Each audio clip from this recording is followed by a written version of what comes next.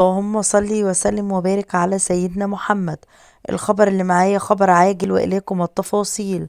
تعرضت الفنانة دعاء رجب لحادث سيارة اليوم، ونشرت صورة لسيارة محطمة عبر حسابها الرسمي على انستجرام. وعلقت دعاء رجب على الصورة قائلة: الحمد لله، قدر الله وما شاء فعل.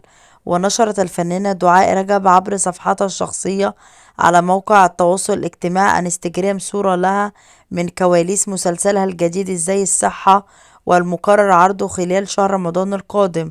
والمفاجأة أن الفنانة دعاء رجب تخلت عن حجابها بشكل كامل في هذه الصورة، بعدما كانت تحرص الفترة الماضية على ارتداء شرب يغطي جزء من شعرها.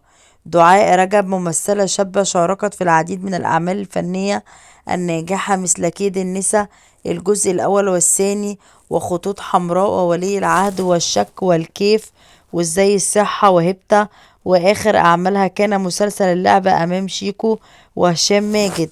وهذا آخر ما توصلنا إليه من هذا الخبر، وأرجو من حضراتكم اللايك والشير والسبسكرايب، وأن تدعموني في القناة، وما تنسوش الاشتراك. شكرا لحضراتكم، مع السلامة.